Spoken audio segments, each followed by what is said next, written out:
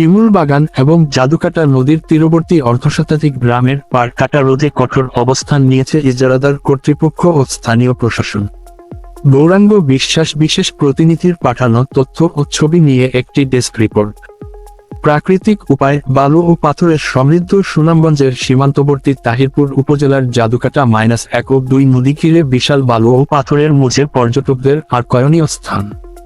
জেলা প্রশাসনের মাধ্যমে 2025 সালের সেপ্টেম্বরে টেন্ডারের মাধ্যমে 107 কোটি টাকায় সর্বোচ্চ দরদাতা হিসেবে রাষ্ট্রীয় কোষাগারে টাকা জমা দিয়ে 1 বছরের জন্য জাদুকাটা নদী 1 ও 2 লিজ ইজারা নেন শাহ রুবেল আহমদ ও নাসির মিয়া। কিন্তু এই জাদুকাটা -1 ও 2 নিয়ে মামলার জটিলতার কারণে দীর্ঘ 5 মাস তারা রয়্যালটি আদায় করতে পারেননি। কিন্তু দীর্ঘ 5 মাস পর 2026 সালের ফেব্রুয়ারি মাসে জেলা ও উপজেলা প্রশাসনের মাধ্যমে সার্ভের ঘটনাস্থলে গিয়ে বালু মহল দুটির সীমানা নির্ধারণ করে লাল নিশানা লাগিয়ে ইজারাদার দুজনকে দুটি বালু মহল সমুজিয়ে দিয়ে আসা হয়। এরপর থেকে ইজারাদার কর্তৃপক্ষ নীতিমালা অনুসরণ করে নির্ধারিত সীমানার ভেতরে প্রতি ফুট বালু থেকে 20 টাকা হারে রয়্যালটি ঢোল আদায় করে থাকেন। এই বালু মহল দুটি চালু থাকায় স্থানীয় 50,000-এর বেশি শ্রমিকের কর্মসংস্থান হয়েছে। তারা সনাতন পদ্ধতিতে বালু উত্তোলন করে পরিবার পরিজন নিয়ে জীবন জীবিকা নির্বাহ করে আসছেন।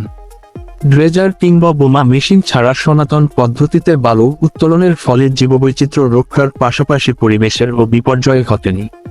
কিন্তু স্থানীয় বাদাঘাট ইউপির সদস্য মোহাম্মদ রানু মিয়া মেম্বারের নেতৃত্বে স্থানীয় একটি প্রভাবশালী চক্র রাতের আধারে ড্রেজার বোমা মেশিন লাগিয়ে জাদুকাটা দুটি নদীর সীমানার বাহিরে গিয়ে নদী তীরবর্তী এশিয়া বিখ্যাত শিমুল বাগানের পাশের নদীতে এবং নদী তীরবর্তী ঘাটিয়া সহ প্রায় 20টি গ্রামের পার কেটে কোটি কোটি টাকার বালু উত্তোলন করে নিয়ে গেছেন। ফলে শিমুল বাগান ও নদী তীরবর্তী অর্ধশতাধিক গ্রাম হাট বাজার ও স্থাপনা হুমকির মধ্যে রয়েছে। ইতিমধ্যে অনেক গ্রামের বসতভিটা ও হাটবাজার এবং ধর্মীয় স্থাপনা নদীগর্ভে বিলীন হওয়ার পথে।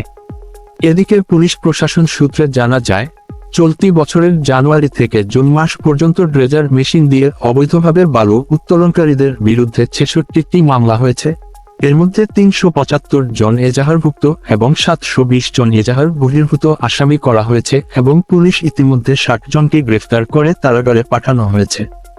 বালুমহাল ও মাটি ব্যবস্থাপনা আইন 2010 সংশোধন 2023 অনুযায়ী এই অপরাধটি জামিনযোগ্য হওয়াতে আসামিরা সহজে জামিন পেয়ে পুনরায় অবৈধভাবে ড্রেজার মেশিন দিয়ে পার কাটা শুরু করে। টাস্কফোর্স ও মোবাইল কোর্টকে আরও কার্যকর করে স্থানীয় জনগণের অংশগ্রহণে এবং ইজারাদার কর্তৃক শিমুল বাগান ও নদী তীরবর্তী গ্রামগুলোর পাশে নদীতে বাঁশ দিয়ে বেড়া তৈরির কাজ চলমান রয়েছে।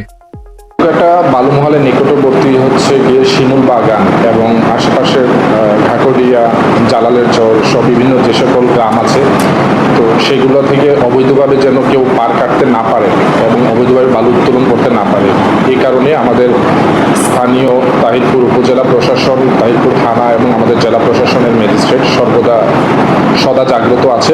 প্রতিনিয়ত মোবাইল কোর্ট হচ্ছে, নিয়মিত মামলা দায়ের করা হচ্ছে।